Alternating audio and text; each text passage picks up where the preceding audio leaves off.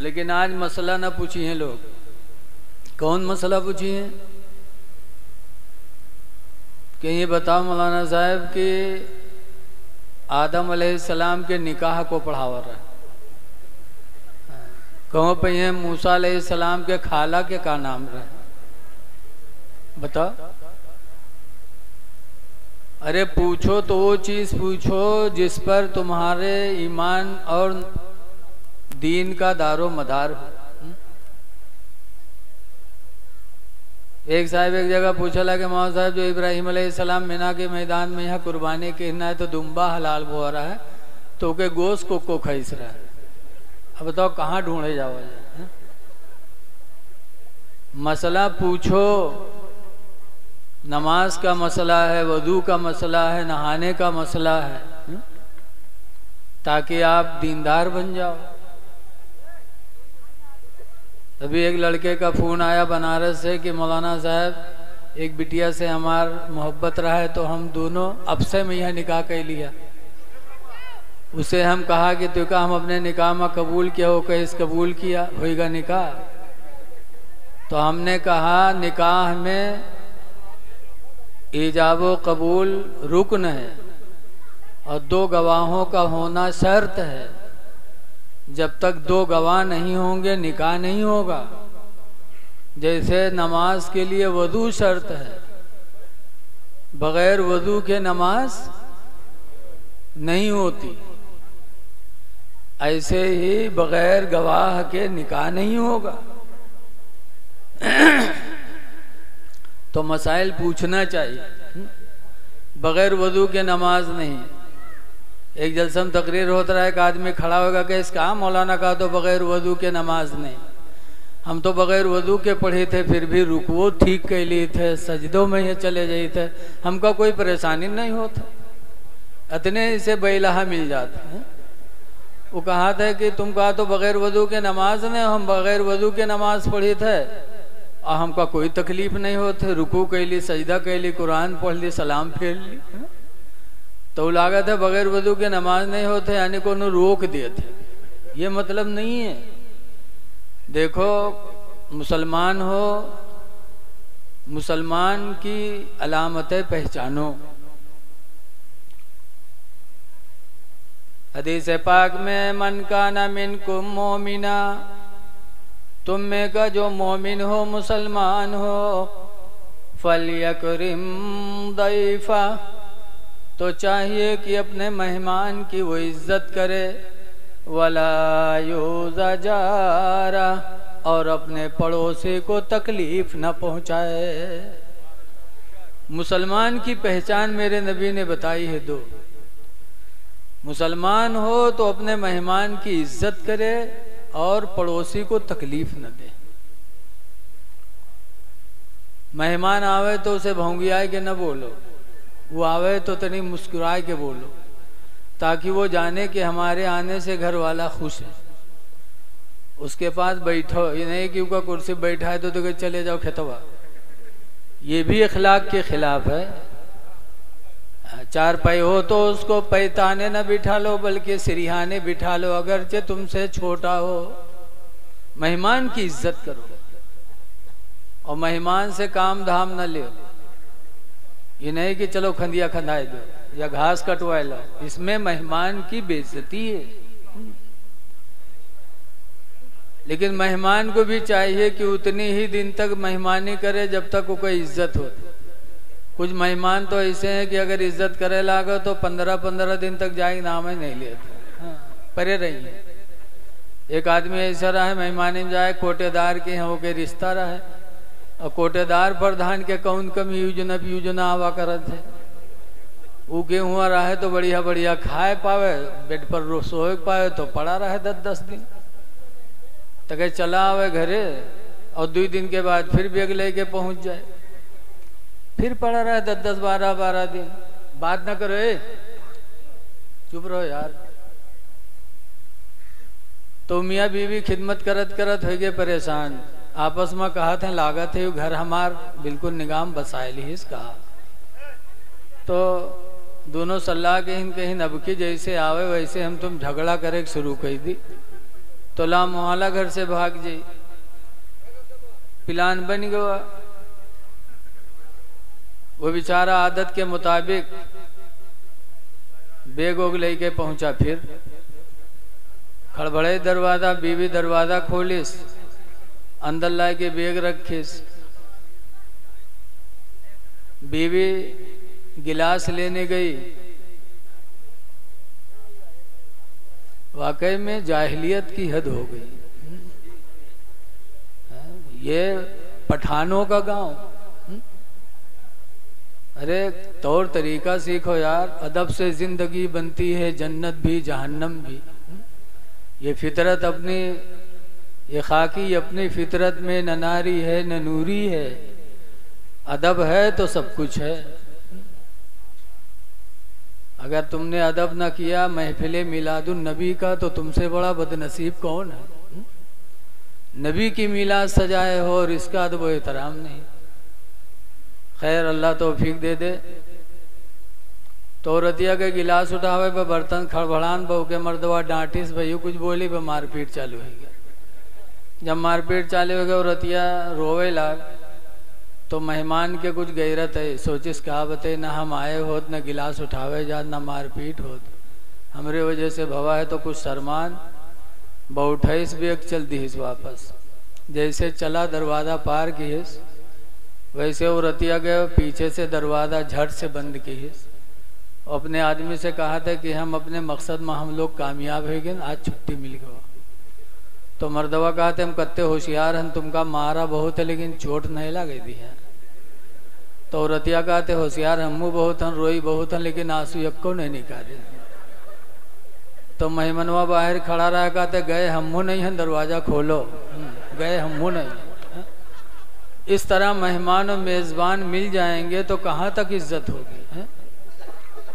ऐ लोगों, मोमिन की पहचान मेरे नबी ने दो बताई। एक तो मेहमान की इज्जत करना, दूसरे है कि पड़ोसी को तकलीफ न देना। पड़ोसी कैसा भी हो, चाहे हिंदू हो चाहे मुसलमान हो, पड़ोसी की खिदमत करना, पड़ोसी को तकलीफ से बचाना, ये ईमान की निशानी है। हिंदू मुस्लिम न देखो, बल्कि देखो अल्लाह का बंदा है। ये भी आदम अलैहिस्सलाम की औलाद है। इसके साथ अच्छा बर्ताव करने से खुदा राजी होगा। हजरत बाबा बायजीद बुस्तामी के घर के बगल में एक गैर मुस्लिम का मकान था। एक रात उसका बच्चा रोने लगा। बायजीद बुस्तामी की आंख खुली। आज अगर कोई बच्चा पड़ोस में रोवत है, आंख खुली, तो सोचिए हमरे घर के हो कि दूसरे घर के हो। अगर अपने घर के हो तो उठिए, अगर दूसरे घर के हो तो सो जाइए। और बायजीद बुस्तामी ने जब आवाज़ सुनी तो उठ करके गए उसके दरवाजे पर। दरवाज़ा खटखटाया, गैर मुस्लिम ने दरवाज़ा खोला। बायजीद बुस्तामी पूछते हैं भाई तुम्हारा बच्चा रो रहा है, क्या तकलीफ है, किस परेशानी में? तो उस गैर मुस्लिम ने बताया कि बाबा ऐ बायजीद बुस्तामी, गरीबी ने ऐसा घेरा कि आज मेरे घर में चिराग जलाने की भी तौफीक न रही। उलझन से बच्चा रो रहा है। बायजीद बुस्तामी ने सुना तो अपने घर में गए और अपने घर से चिराग जला करके उस गैर मुस्लिम के घर में ला के रखा। रोशनी हुई, रोता हुआ बच्चा रोशनी देखकर चुप हो गया। तब वो गैर मुस्लिम अपनी बीवी से कहता है मेरी बीवी मुसलमान कितने रहमदिल होते हैं। कितने रहमदिल हैं बायजीद कि रात के सन्नाटे में पूरी दुनिया सो रही है, लेकिन मेरे बेटे का रोना बायजीद को अच्छा न लगा। रात की तारीकी में आकर के मेरा घर खुलवाया और चिराग से मेरे घर को रोशन कर दिया। ऐ मेरी बीवी, जब बायजीद की रोशनी मेरे घर में आ चुकी तो बेहतर है कि इस्लाम की रोशनी को दिल में दाखिल किया जाए। बायज़ीद बुस्तामी के इस रहमो करम को देखकर वो गैर मुस्लिम घर भर मिलके कलमा पढ़ के मुसलमान हो गए। ऐ लोगों, पड़ोसियों को तकलीफ न दो। पड़ोसी बीमार हो जाए तो उसके यहाँ इयादत करने जाओ, चाहे हिंदू हो चाहे मुस्लिम हो। मुस्लिम शरीफ की हदीस में है कि क़यामत के दिन एक बंदा अल्लाह की बारगाह में हाजिर होगा तो अल्लाह उससे नजर रहमत मोड़ लेगा। तो उधर जाएगा तो अल्लाह नजर रहमत मोड़ लेगा, तो कहेगा अल्लाह तेरी रजा के लिए मैंने नमाजें भी पढ़ी, रोजा भी रखा, हज भी किया, ज़कात भी दिया, और तू हमसे नजर रहमत मोड़ रहा है। तब अल्लाह फरमाएगा कि कैसे तुझसे नजर रहमत न मोड़ो, मैं बीमार था, तू मुझे देखने नहीं आया। तो वो कहेगा अल्लाह तू कब बीमार हुआ? बीमार होना तो बंदों की सिफत है, तू तो खालिक व मालिक है, तू कब बीमार हुआ? तो अल्लाह फरमाएगा कि तेरा फला पड़ोसी बीमार था, तू देखने न गया, अगर तू वहां देखने जाता तो मैं मौजूद था, मेरी तेरी मुलाकात हो जाती। पता चला अल्लाह कितना मेहरबान है अपने बंदों पर, बीमारी भी देता है और तजल्ली रहमत नाजिल भी करता रहता है। इसलिए लोगों, मुसलमान बन के जियो। आज हम और आप यहाँ बैठे हैं, कोई खड़ा है, कोई बैठा है, कोई बात कर रहा है, लेकिन यकीन जानो हमारा ये सब काम अल्लाह अल्लाह का रसूल देख रहे। 11वें पारे की आयत अल्लाह फरमाता है सयर अल्लाहु अमलकुम व रसूलुहु, अल्लाह तुम्हारे अमल को देखता है और उसका रसूल देखता है। अल्लाह भी देखता, अल्लाह का रसूल देखता है। लेकिन हमरे तुमरे में यहाँ कुछ बैलहा है, बैलहा वो कहते हैं अल्लाह देखा था रसूल नहीं देखा था। बताओ, पूरे पूरे हर्फ का इनकार कर रहे हैं, क्या मुसलमान रह जाएंगे? जब कुरान से बड़ी कोई किताब है ही नहीं, और कुरान में जब है सयर अल्लाह अमलकुम रसूलुहु, अल्लाह तुम्हारे अमल को देखता है, उसका रसूल देखता है, तो अब इसका इनकार कर देने वाला मुसलमान कहाँ रहेगा? और ऐ मुसलमानों, जब तुम्हारा अकीदा यह हो जाएगा तो इंशाअल्लाह तुमसे चोरी नहीं होगी। अगर मुसलमान का अकीदा बन जाए कि अल्लाह देखता, अल्लाह के रसूल हमारे अमल को देखता है, तो चोरी के वक्त अगर सोच ले तो चोरी नहीं करेगा। ज़िना करने वाला ज़िना के वक्त बंद घर में सोच ले कि घर तो बंद है, दुनिया वाले नहीं देख रहे, लेकिन खुदा देख रहा, खुदा का रसूल देख रहा है, तो इंसान ज़िना से भी बच सकता है। अकीदा रखो तो इंशाअल्लाह गुनाहों से बचोगे। लेकिन आज अफसोस है, हवाला हजरत इमाम अहले सुन्नत क्या कहते हैं? दिल फर्श पर है तेरी नजर, सर अर्श पर है तेरी गुजर। या रसूल अल्लाह, दिल फर्श पर है तेरी नजर, सर अर्श पर है तेरी गुजर, और मलको तो मुल्क में कोई शय नहीं, वो जो तुझ पे आया नहीं। अकीदा रखो। एक आयत और अल्लाह फरमाता अगनाहुमुल्लाहु व रसूलुहु मिन फदलिही, अल्लाह ने उन्हें मालदार बना दिया और उसके रसूल ने मालदार बना दिया, मिन फजलिही, अपने फजल से। लेकिन क्या बताया जाए, आजकल देखने में बहुत सी चीजें अच्छी लगती है, अंदर से बेकार होती। चले जाओ मेडिकल पे, यहाँ तो एक डब्बा बड़ा खूबसूरत, ऊपर नाम कितना बढ़िया लिखा है, हब्बुस सलातीन। हब्बुस सलातीन माने, हब माने दाना, सलातीन माने बादशाह, बादशाहों का दाना। तो देख के खुश हो जी हो कि काजू बादाम तो अब तो अमीर गरीब सब खाते, और इमा बादशाहों का दाना, बड़ी अच्छी चीज होगी इसके अंदर। नाम देख के, डब्बा देख के जब उसका खरीदियो खोलियो तो उमा निकली का जमाल गोटा कि एक गोली खाए ले तो रात भर दौड़ो और हो सकते सुबह हो तो 1 2 3 4 हो जाए। नाम इतना अच्छा, काम इतना खराब।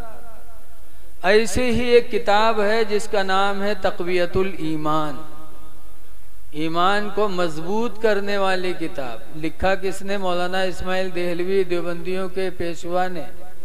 नाम कितना बढ़िया रखा, तक़वियतुल ईमान, ईमान को मजबूत करने वाली। और जब उसका खोली हो तो मैं लिखा जिसका नाम मोहम्मद हो या अली हो वो किसी चीज के मालिक को मुख्तार नहीं।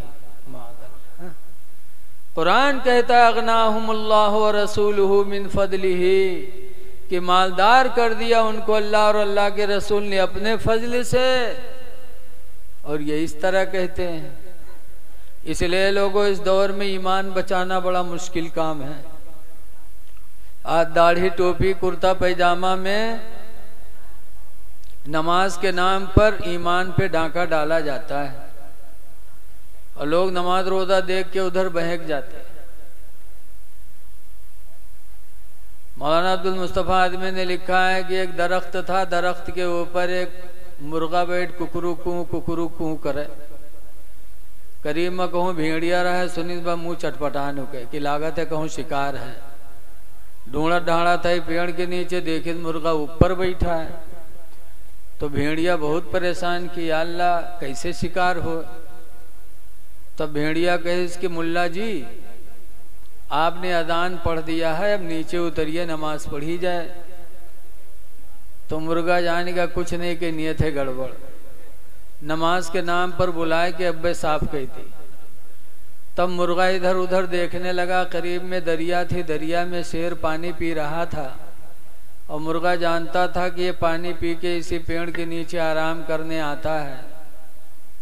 तो मुर्गा ने कहा मुल्ला जी रुकिए, इमाम साहब दरिया में वضو बना रहे हैं, अभी आएंगे तब जमात से नमाज पढ़ी जाएगी।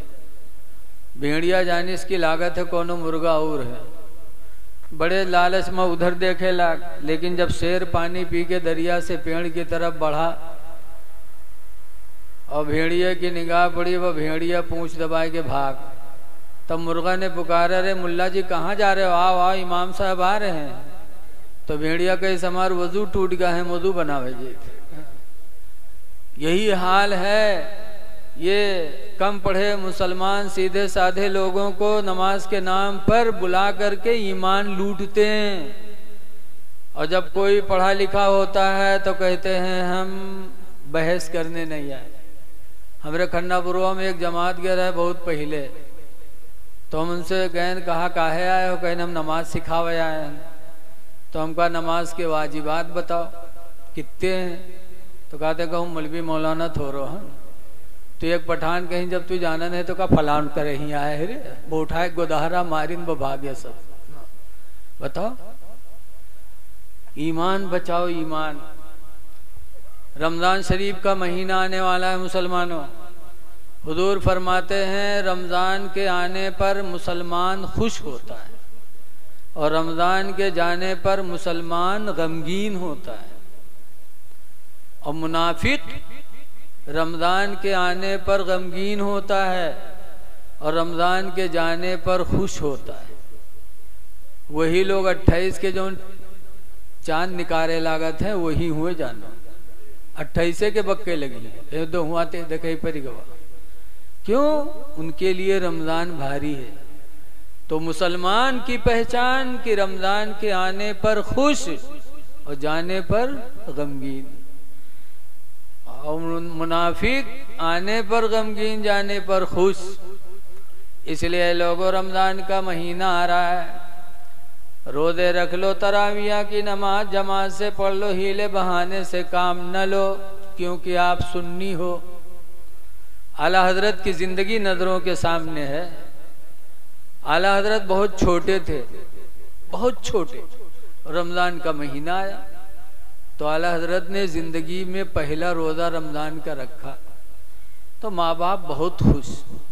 पूरे बरेली में आला हजरत के घर वालों ने दावत बांट दिया कि आज अहमद रजा जिंदगी का पहला रोजा रमजान का रखा है, आज शाम को इफ्तारी में सबकी दावत है। दावत हो गई बरेली में, इंतज़ाम होने लगा। यहाँ तक कि ज़ोहर का वक्त आया तो आला हजरत का चेहरा सूख गया, हलक सूख गया, होठें पुज़मर्दा हो गई।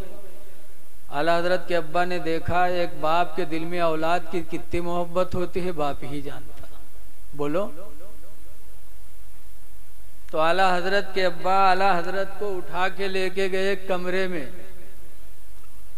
और उसके बाद दरवाजा बंद कर दिया, खिड़की बंद कर दी, और पियाली में खीर लेके आए, आला हजरत के सामने रखा। उनके अब्बा मौलाना नकी खां बहुत बड़े आलिम थे, रईसुल मुतकल्लिमीन थे। आला हजरत को जिसने पढ़ाया हो उसका इल्म कितना रहा होगा बताओ। बहुत बड़े आलिम थे। उन्होंने कटोरी में रखा, कहा बेटा अभी 5 घंटा इफ्तारी में बाकी है बेटा, 2 बजे हैं, 7 बजे इफ्तारी है, और तुम्हारा चेहरा नाजुक हो चुका है बेटा। मैंने दरवाजा बंद कर दिया, खिड़की बंद कर दिया, खीर खा लो, अभी इफ्तारी में बहुत टाइम है। तब आला हजरत ने क्या कहा था, अब्बा आपने दरवाजा बंद कर दिया, खिड़की बंद कर दिया कि बरेली वाले हमको न देख सके, हम खा लें। तो अब्बा क्या हमने रोजा बरेली वालों के लिए रखा है? अब्बा हमने रोजा खुदा के लिए रखा है, वो खुदा बंद घर में भी देख रहा है। आला हजरत ने रोजा नहीं तोड़ा, अल्लाह ने हिम्मत दी, शाम को बरेली के लोगों के साथ बैठ के इफ्तारी किया। तो आला हजरत वाले हो तो रमजान महीना में दवा के पैकेट लेके न चलो दिखावे खाते, होटल पर बगर बगर खाओ। कोई कहा अरे साहेब रोजा नहीं, अरे कहावत है यार, देखो ना बहुत बीमारी है, देखो दवा कितनी बड़ी बड़ी। अरे तुम आला हजरत वाले हो, ये दिखा रहे हो किसके लिए? रोजा रखते हो खुदा के लिए, दिखा रहे हो बंदों को। बीमार न बनो, खुदा जाने कहीं बीमार बनते बनते बीमार न हो जाओ। हदीस पाक में अस्सौम वल कुरान यशफानी यौमल क़ियामा, कि रोज़ा और कुरान ये दोनों क़यामत के दिन शफाअत कराएंगे। रोज़ा एक तरफ से बोलेगा या अल्लाह इसने मेरे लिए दिन भर का खाना पीना छोड़ा, अल्लाह इसे बख्श दे। दूसरी तरफ कुरान कहेगा या अल्लाह इसने मुझे सुनने के लिए रात की नींद कुर्बान किया, अल्लाह इसे बख्श दे। तो हदीस में है कि रोज़ा कुरान की शफाअत अल्लाह कबूल करेगा, और रोज़ा रखने वाला तरावी पढ़ने वाला बख्श दिया जाएगा। इसीलिए रमज़ान का महीना आ रहा है, खूब रोज़ा रख लो, कुरान पढ़ लो, हीले बहाने न करो, और ये कतान न सोचो कि रोज़ा से हम बदसूरत हो जाएंगे, माज़अल्लाह काले पड़ जाएंगे ना। हमारे तुम्हारे बाप आदम अलैहिस्सलाम जब जन्नत से ज़मीन पे भेजे गए थे तो गोरे थे, और कुछ दिन के बाद आदम अलैहिस्सलाम काले हो गए। तो आदम अलैहिस्सलाम ने कहा था या अल्लाह जन्नत में था गोरा था, ज़मीन पे तूने भेजा तो काला हो गया। अल्लाह ने फरमाया आदम अगर वही रंग चाहते हो तो अय्यामे 20 के रोजे रखो, रोजों की बरकत से हम तुम्हें हुस्न अता कर देंगे। अय्यामे 20 13, 14, 15 अरबी तारीख, जिन दिनों में चांद पूरा पूरा रहता है। आदम अलैहिस्सलाम ने अय्यामे 20 के 3 रोजे रखे, तो 3 रोजों की बरकत से अल्लाह ताला ने आदम अलैहिस्सलाम का हुस्न वापस फरमा दिया। तो जब तुम्हारे हमारे बाप का हुस्न रोजे की बरकत से अता हो सकता है, तो हम उनकी औलाद हैं, रोजा रखेंगे तो रोजे की बरकत से अल्लाह हमें बदसूरत कहाँ बनाएगा, सेहत अता फरमाएगा। इसलिए तैयारियां कर लो कि इंशाअल्लाह हमें 300 रोजे रखने हैं और 300 तरावियां भी पढ़नी हैं। इन्हें कि 10 दिन इमाम साहब पढ़ा जा बजानो तरावी खत्म, ये गलत है। 10 दिन में सुनना ये अफजल है, मुस्तहब है, और 30 दिन तरावी पढ़ना वाजिब है।